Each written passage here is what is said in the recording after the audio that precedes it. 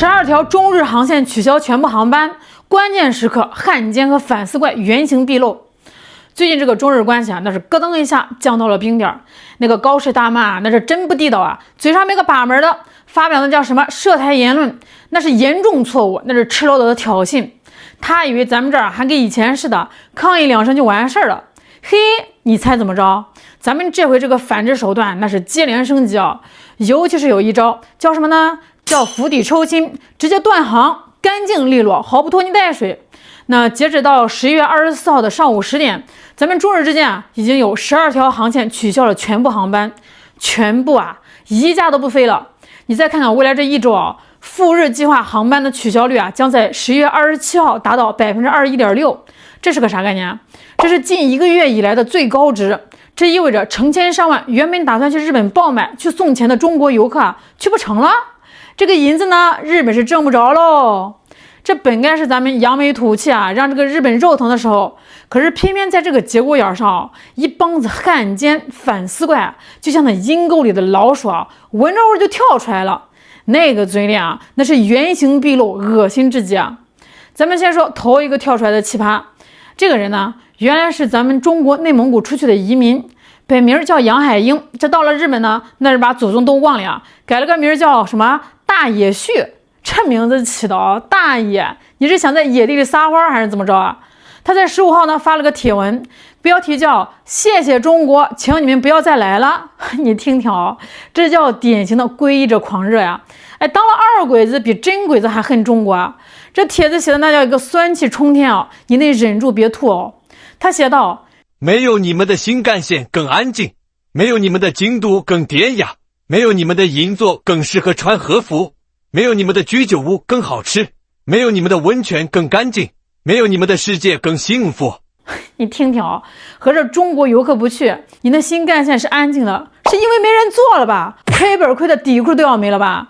这个京都更典雅，那是死气沉沉吧？银座更适合穿和服啊！你那银座的百货大楼啊，没了中国大妈进去扫货啊，那柜姐脸上的粉呀都得掉3层下来。还温泉更干净呢，日本那个温泉啊，这几年爆出来的丑闻还少吗？什么1年不换水啊，那个细菌超标几千倍啊，那是中国人弄的吗？那是你们自己脏哦。这个帖子恶毒在哪儿呢？他不是骂某一个人啊，他是把所有中国游客，把咱们14亿人都给羞辱了。那种高高在上的劲儿哦，仿佛日本当年在中国占领区，在亚洲搞大屠杀的那种优越感的恶根，到现在还在他脑子里作祟呢。这大野旭呢，就是高市早苗那帮人的网络打手，他们就是想唤醒日本军国主义的残暴阴魂。这个帖文啊，就是他们阴暗心里的一次大排泄。这最可气的是啥？这个帖子居然被阅读了1700多万次，还有那个什么所谓的日本媒体人叫石坂明夫的。这个人啊，也是个老反华了，立马跟着转发，煽风点火。这人更无耻哦，他怎么说呢？他指控中国把旅行团武器化。哎呦喂，我就纳闷了哦，你们日本限制半导体，跟美国搞围堵的时候，怎么不说把这个科技武器化了？我们老百姓不乐意去旅游了，这叫武器化？他还讽刺说，中国取消旅行团，让日本社会松了口气。说过去10年啊，这个中国游客大爆发，给这个日本带来的不是繁荣，全是负面问题。这就叫端起碗吃饭，放下筷子骂娘啊！过去10年是中国游客真金白银的把日本那半死不活的旅游业给救活了。那些什么药妆店啊，什么免税店啊，还有那些民宿，是谁养活的？那现在钱挣够了，腰杆硬了，开始嫌弃金主了，说中国人一无是处。这简直就是一次制裁啊，憋出了日本社会最恶毒的厌华情绪。那这也挺好的，真的啊，让我们看清了这帮人的真面目。他们挣着你的钱，心里面还骂着你啊，自命清高，实则下作。那如果说大野旭这种啊是网络上的跳梁小丑，那接下来这位啊，那就是重量级的败类了呀。石平太郎出场了。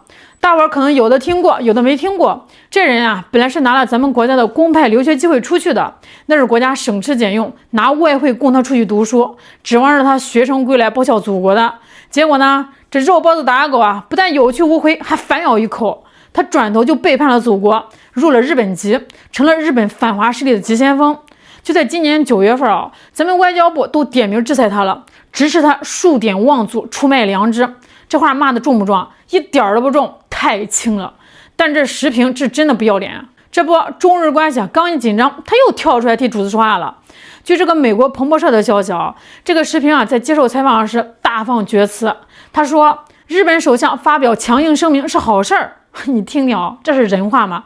挑动战争风险，把日本老百姓往火坑里推，他说这是好事啊。他还给这个日本出馊主意说这个日本应该利用跟美国的同盟关系应对所谓的中国威胁。他说日美同盟就是为了应对这种情况建立的。这还不算完这个孙子还装专家在那分析呢。他扬言说中方不太可能像10多年前那样子对日本使用稀土这张牌了。你是真敢猜你是中国肚子里的蛔虫吗？这最坏的是他还建议日本跟这个美国联手，限制中国获取半导体制造设备，这就叫地刀子呀！他作为一个曾经的中国人，最知道中国的痛点在哪儿。现在呢，他把这些知识全变成了刺向母国的刀。这个时平为了在日本政坛混个一官半职，为了当那个参议员，那是毫无底线对要一讨问题，他帮日本说话；南京大屠杀，他帮日本洗白。他还去参拜靖国神社，靠着抹黑生养他的土地去迎合日本那帮极右翼的老头子。这种人用咱们老百姓的话说，那就是汉奸中的战斗机这死后都进不了祖坟的货色。这外头呢有这个大野旭、时平这种明面上的敌人，咱们这舆论场里头也没闲着。这几天呢，咱们这评论区里微博上那是冒出来一大批反思怪和清醒怪。咱们一说要反制日本一说要取消航班，他们立马就哭天抢地哎呀，要理性要热爱和平千万不能破坏这来之不易的和平现状我说您这话跟谁说呢？是咱们破坏和平吗？是日本首相在那大放厥词，干涉咱们内政别人都骑在咱们脖子上拉屎了，你还在这劝咱们要讲卫生？这帮人呢还有个套路，就是一边告诫中国人不能小瞧日本，日本很强大，一边呢倒打一耙，警告咱们不要主动发起侵略战争。这叫混淆视听咱们是在保家卫国，是在维护主权，怎么到他们这嘴里成了侵略了？大伙儿还记得前段时间张雪峰的事吗？张雪峰老师就说了一句，大意是如果真到了武统那一天，他愿意捐款，这多朴素的爱国情感结果呢被围攻了。这微博上居然有所谓的公知大 V 发文嘲讽张雪峰，连带着把吴京给烧上了。那大 V 说呢，真打起仗来可不是捐钱摆炮子就行了，还警告说你们都有义务上战场，到时候都别跑。还有那些叫什么侄子倒瓜的账号，最爱搞这种道德绑架了。他们甚至想出来个损招，借用 AI 筛选出网上喊打喊杀最凶的前10万人，军训半年，决战的时候呢，让他们第一批上登陆艇抢滩登陆。你听听这个逻辑这叫什么逻辑合着爱国就有罪了，合着谁主张维护国家统一，谁就得去送死。那照这个逻辑，他们这帮天天喊着日本友邦、美国爸爸的，是不是打仗的时候得先站出来给对面带路这帮反思怪看似理中客，实则是拉偏架。他们就是想把中国人的血性给磨没了，让咱们变成一群只会反思、只会低头挨打的绵羊。其实咱不用太惊讶，回顾历史，这种人从来就没有断过根儿。咱把这个书翻到1931年9·18事变之后，日本鬼子进来了，扶持了个伪满洲国。那个时候这伪军的规模那是吹气球一样的膨胀整个抗战期间，大伙儿猜猜有多少伪军？总数达到了300-400万之多光是被咱们打死的歼灭的伪军就有118万，还有那些暗地里给这个鬼子通风报信带路抓八路军的，那更是数不胜数这战后清算的时候呢，光是缴械的伪军就有118.6万人，那加上伪警察、地方汉奸武装，总数可能超过了300万。这是一个痛心疾首的数字咱们出的汉奸确实多，哪怕是到了和平年代，这种软骨头也没绝种。大家还记得那个杨淑萍吗？就是那个在美国大学毕业典礼上当着全校师生的面高喊美国空气都是香甜的那个留学生。 5 years ago, as I stepped off the plane from China and left the terminal at Dallas Airport, I was ready to put on one of my 5 face masks. But when I took my first breath of American air, I put my mask away. The air was so sweet and fresh and utterly luxurious. I was surprised by this. I grew up in a city in China where I had to wear a face mask every time I went outside. Otherwise, I might get sick.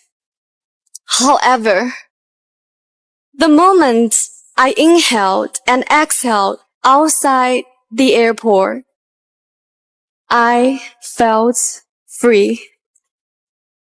No more fog on my glasses. No more difficult breathing. No more suppression.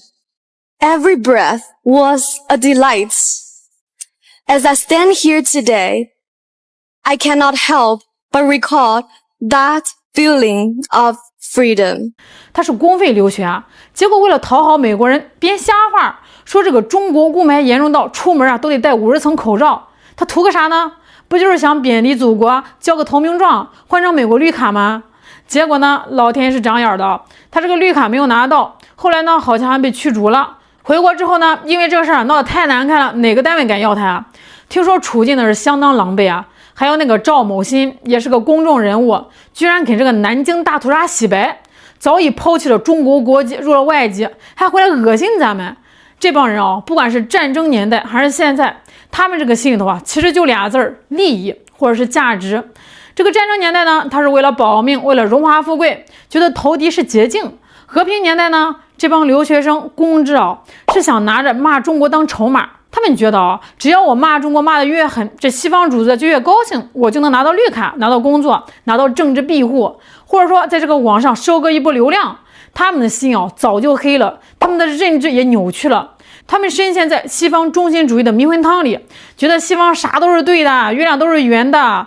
一看中国发展起来了，走出自己的路啊，他们接受不了，他们的精神信仰崩塌了。所以呢，他们必须通过贬低祖国来维持自己那点可怜的心理平衡。哎，你看我出国是对的，中国就是不行，这是一种病，得治。但是很可惜，绝症。最后呢，咱们得说说这帮魑魅魍魉平时吃谁家的饭，是谁给他们提供的养料？是居心叵测的日本政府。这事可不是瞎猜啊，是有实锤的。咱们从日本外务省的预算数据里就发现了，至少在3年以前，日本就专门有一笔拨款，名目叫啥？叫推进日台关系。其实说白了，就是在这个台湾地区还有这个中国大陆呢，培养媚日人士，大搞媚日宣传。那这笔预算有多少？累计超过131亿日元啊！131亿啊！这么多钱撒下去，能买多少狗粮？能养多少条乱叫的狗？这就是为什么咱们网上总有那么一波人，不管这个日本干啥缺德事儿啊，排核污水也好，参拜靖国神社也好，他们总能找到角度给这个日本洗地，因为他们是拿了钱的呀，这是生意。你看那个赖清德，11月21号，台当局宣布全面解禁日本福岛核食，赖清德甚至当众吃日料作秀，公开媚日，这一环扣一环，都是日本花钱买出来的舆论战。所以啊，咱们老百姓得擦亮眼睛啊！这一轮中日关系的震荡是一面照妖镜，它照出了日本政客的野心，也照出了大野旭、石平、公知大 V 这帮二鬼子的丑恶嘴脸。看那12条取消的航线，我只想说，干得漂亮！咱们就是要用实际行动告诉他们，一边吃着中国的饭，一边砸着中国的锅，这好日子到头了。